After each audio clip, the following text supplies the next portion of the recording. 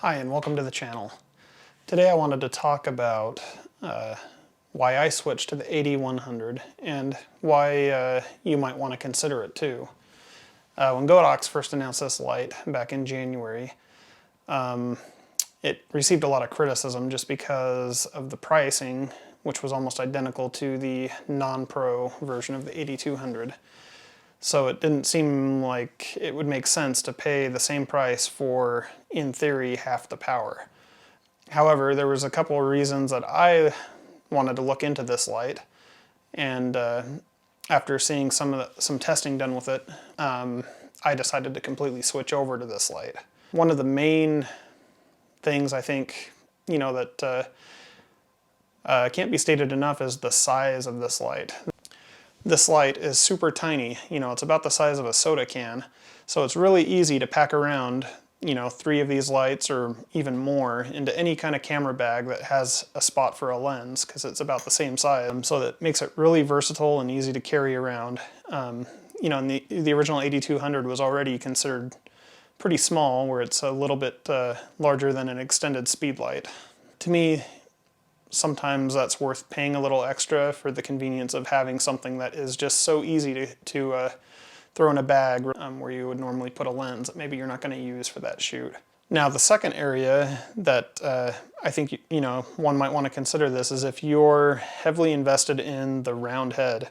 They've kind of become popular in the last few years, and on the AD200s I did invest in the round heads for all 3 that I originally had.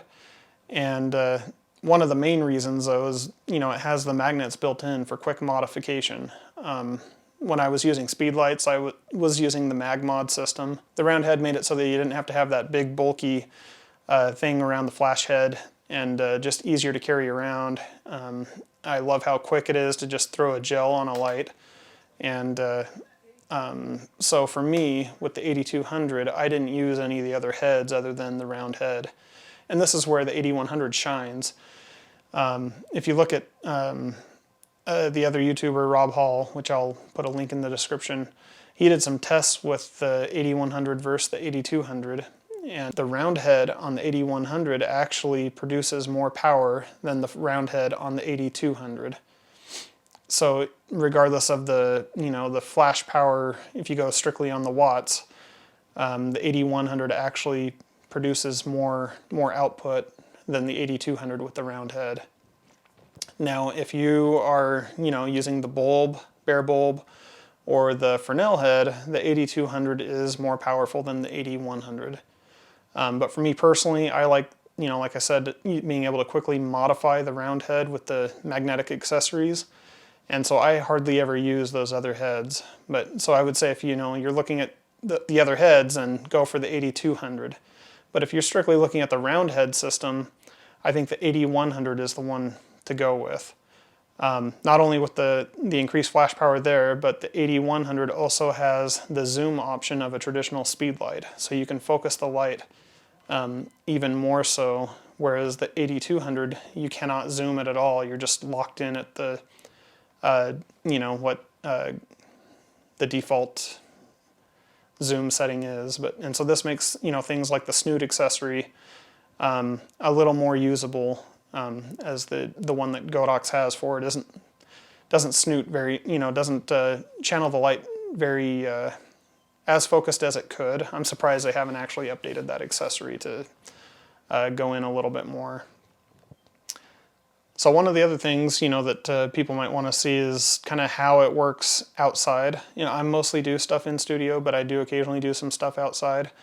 And the first shoot I actually took the AD100s on was, it was a shoot for a local group that I'm a member of, and the theme was Demon Queens. And this was an overcast day. We were out in the woods, so it wasn't too hard to kind of control the ambient light, but what I did is I underexposed the ambient. I put my white balance into tungsten to make it look like nighttime, because this was actually around 1 o'clock in the afternoon. And then my main light, I just had the little Godox folding softbox with a orange gel on it to counteract the white balance change, and then I also threw two red gels on a side light and then a backlight, and I had no problem using these outside for this shoot. Everybody was pretty happy with how these photos turned out, and obviously it helps because the models had awesome costumes and props and things which really add to the shot. So overall, I'm really happy with the AD100s. I went ahead and sold my AD200s just because I do find these easier to take on location because they're so easy to just throw into like my, I've kind of turned my Peak Design backpack into my lighting bag, and I can use one of those shelves to hold all 3 lights, and then another shelf to put in S-brackets or whatnot, and then I can hold a tripod on the side that I use as a light stand, and it makes it a really versatile lighting setup that I can take with me anywhere pretty easily. I hope you found this content helpful. Please click the subscribe button if you did, and I'll see you next time.